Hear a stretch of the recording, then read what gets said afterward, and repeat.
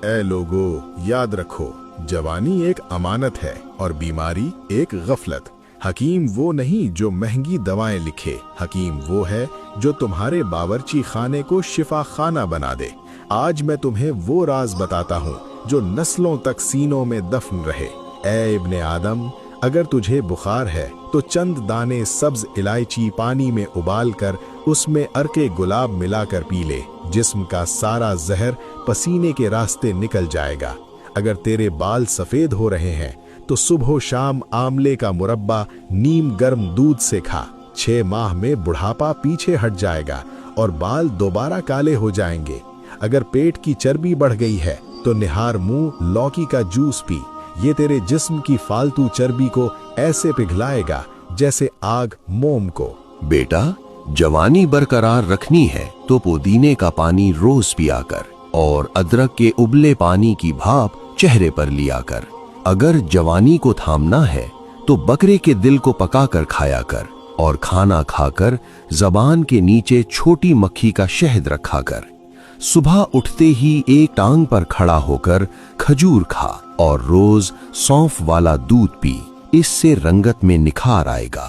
اگر نفس کو طاقتور بنانا ہے تو روزانہ 7 اشیاء کاجو، چلغوزہ، منقع، اجوا کھجور، اخروٹ، بادام اور انجیر شہد اور زعفران کے ساتھ ملا کر کھایا کر۔ بیٹا یاد رکھ کہ سونف والے دودھ میں آئرن، پوٹاشیم، کیلشیم، میگنیشیم اور فاسفورس بڑی مقدار میں ہوتا ہے۔ اس کے استعمال سے نہ صرف ہڈیاں مضبوط ہوتی ہیں بلکہ ہر وقت کی تھکان اور سستی دور ہوتی ہے اور اعصابی اور پٹھوں کی کمزوری کا خاتمہ ہوتا ہے۔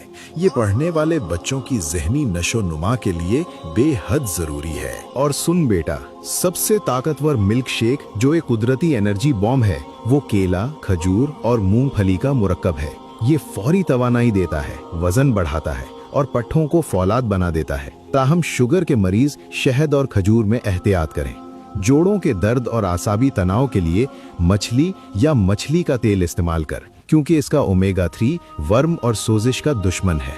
بیٹا، گرمیوں میں کھیرے کا استعمال جسم میں پانی کی کمی نہیں ہونے دیتا۔ اگر خشک کھانسی رات کو سونے نہ دے تو صبح و شام 1 چمچ شہد میں 6-7 دانے کالی مرچ پیس کر ملا کر کھا، انشاءاللہ چند دنوں میں سکون مل جائے گا۔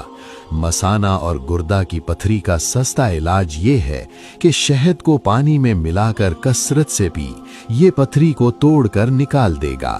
بیٹا، اگر سردی زیادہ لگے تو دیسی انڈے کھا اور چوزے کی یخنی پی۔ پیشاب کی جلن ہو تو کچی لسی میں نمک ڈال کر پی یا خربوزہ و تربوز کھا۔ کھانے کے بعد بھاری پن ہو تو لیمو کے چند قطرے پی لے۔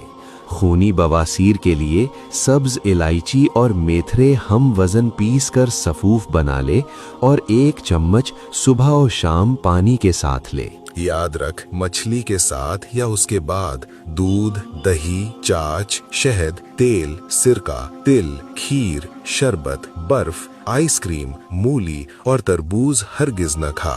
اگر بلغمی کھانسی جان نہ چھوڑے تو ہلدی، دیسی اجوائن اور سفید نمک 6 گرام توے پر بھون کر 1 چٹکی دن میں 3 بار چائے یا نیم گرم پانی سے لے۔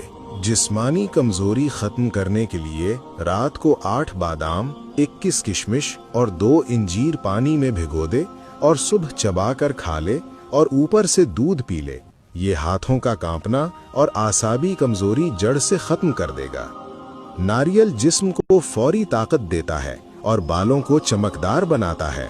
زکام سے بچنا ہو تو سرسوں کے تیل میں لہسن جلا کر تلووں کی مالش کر۔ اخروٹ کھایا کر کہ یہ جوڑوں کا درد بھگاتا ہے۔ مونگ پھلی دبلے لوگوں کے لیے نعمت ہے اور گرتے بالوں کا علاج ہے۔ جب کھجور کو مکھن کے ساتھ کھائے گا تو توانائی دیر تک قائم رہے گی۔ اور آخر میں یاد رکھ، سردیوں میں انڈا ضرور کھا، مگر اسے اتنا ابال کہ سفیدی جم جائے اور زردی نیم گرم رہے۔ یہی بہترین ہضم ہونے والا طریقہ ہے۔